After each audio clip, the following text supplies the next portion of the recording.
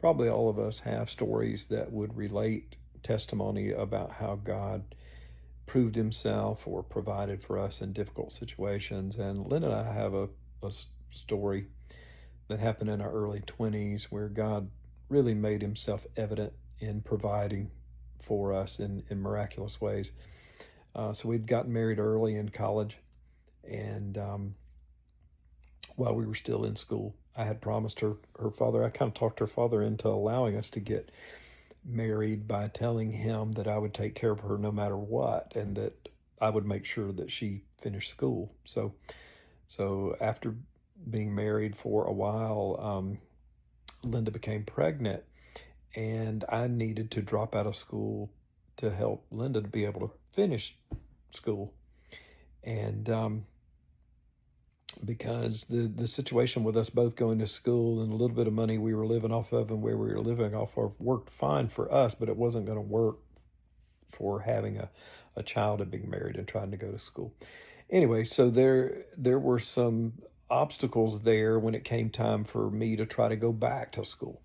So there was like let's see, from the time that I dropped out, I think I dropped out in about 1984,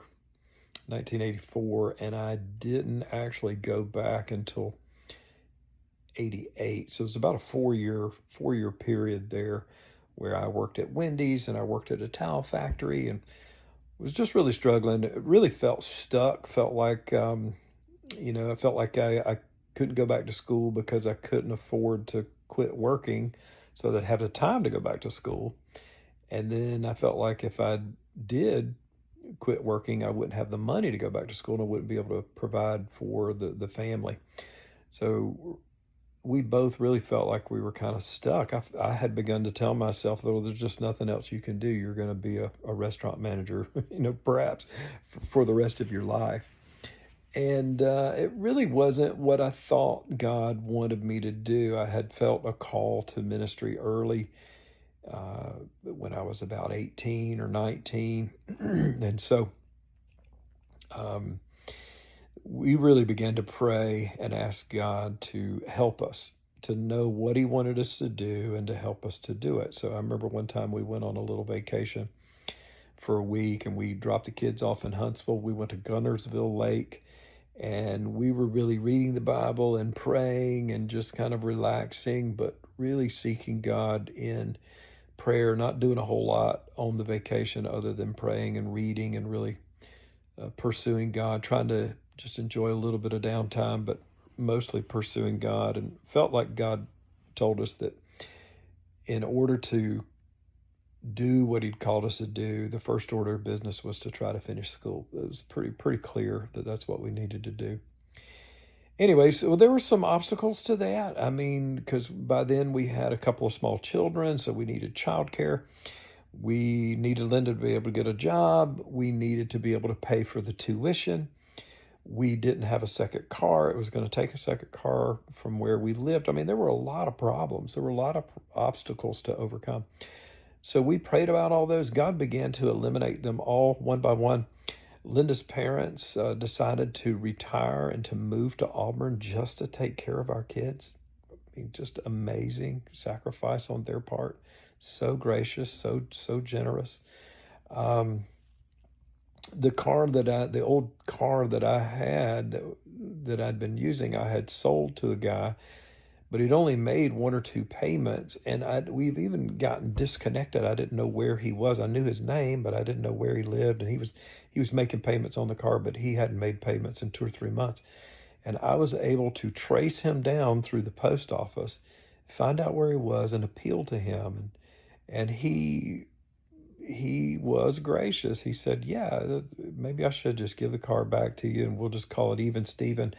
The money that I've paid you, we'll just consider that rent. So, I mean, the Lord worked it out where his attitude was good, and I was able to get that car back even after I had sold it to him.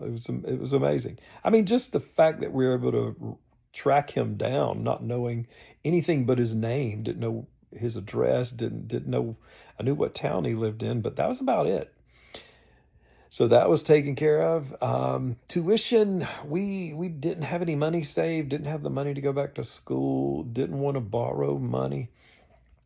So my parents graciously offered to pay for my tuition, but only if I could get in-state tuition, which I didn't think would be too hard. So I thought that was going to be easy.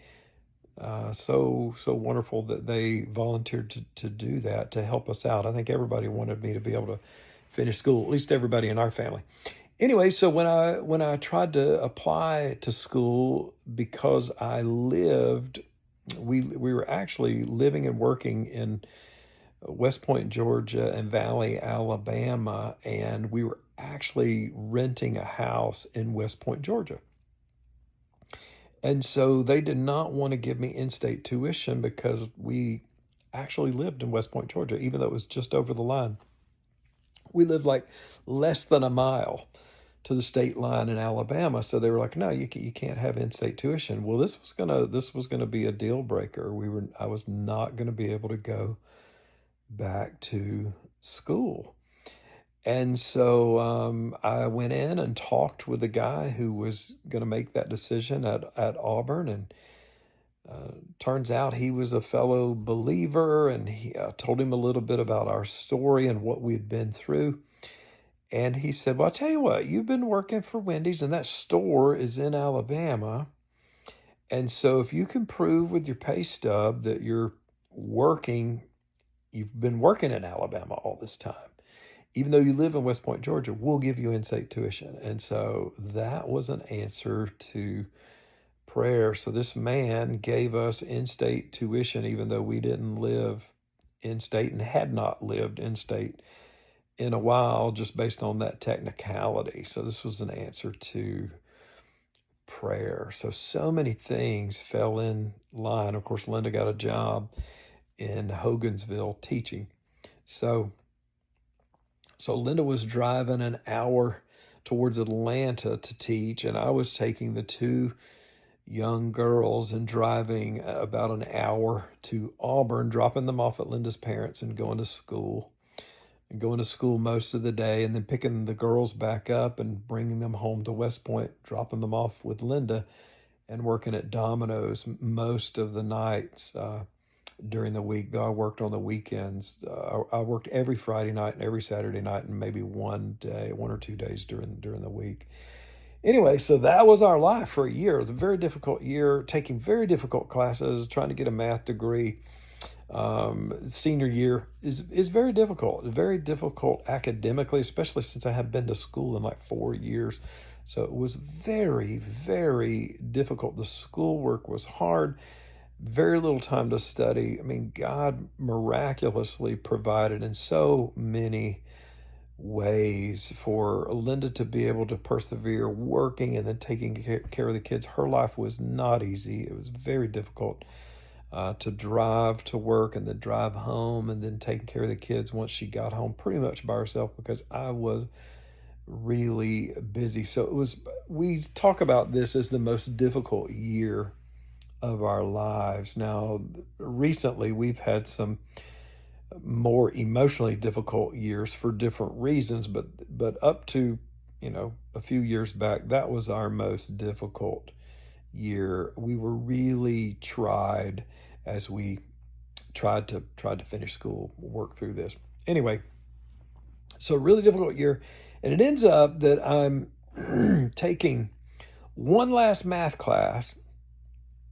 And I had to have a certain GPA in math courses in order to graduate. It didn't matter what my overall GPA was. I think my overall GPA was about a B, but I had to have I can't remember exactly what it was. I think you had to have a B average in all of your math classes or something like that. And I was on the borderline. I was close. And so I'm taking this final math class and I'm trying to study, but I'm working and I'm tired when I'm off. It was just very difficult. And I remember taking the final exam in that class and calculating and realizing that I needed to get a B on that final exam in order to get a B in the class, in order to have the average that I needed. And during that final, I was the test was difficult, and I remember thinking, I'm it's going to be close.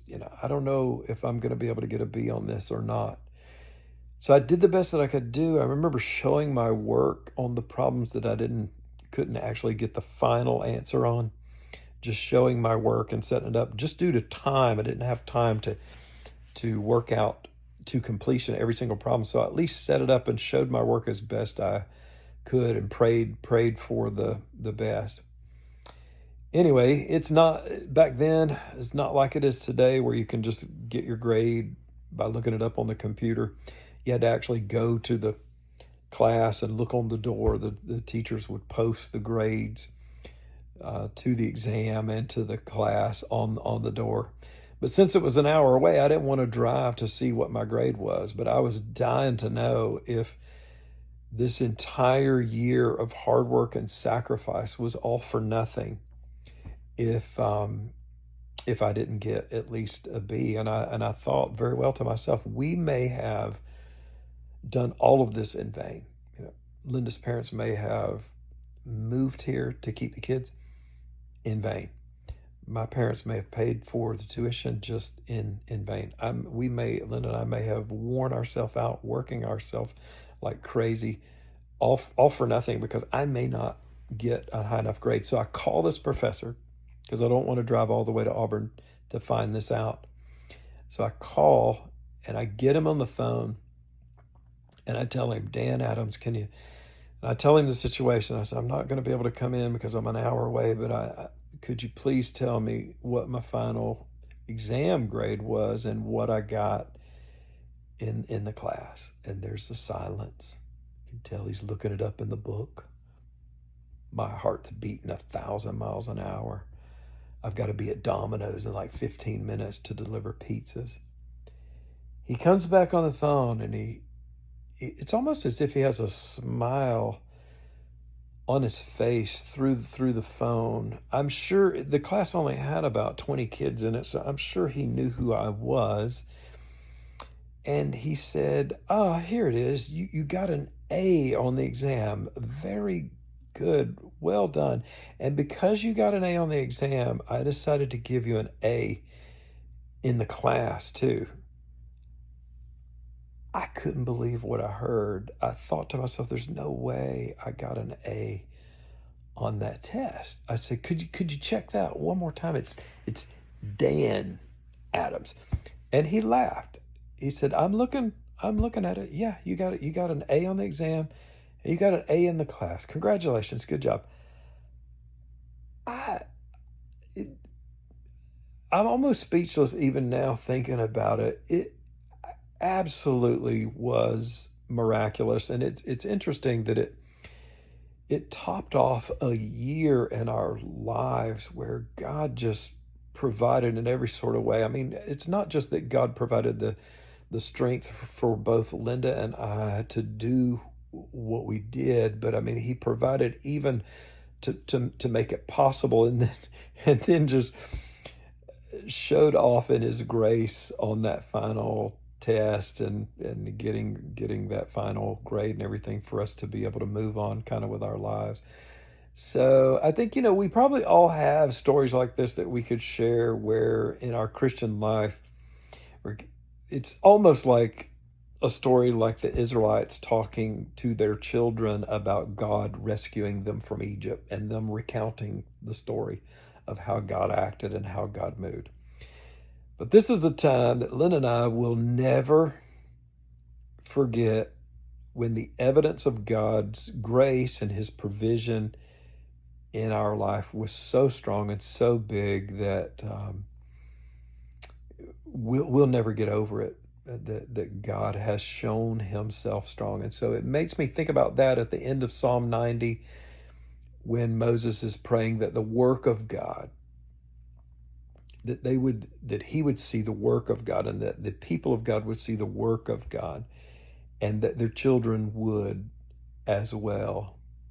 So when I think about this, obviously I want this sort of thing for my children, and probably, my children are all pushing towards 40.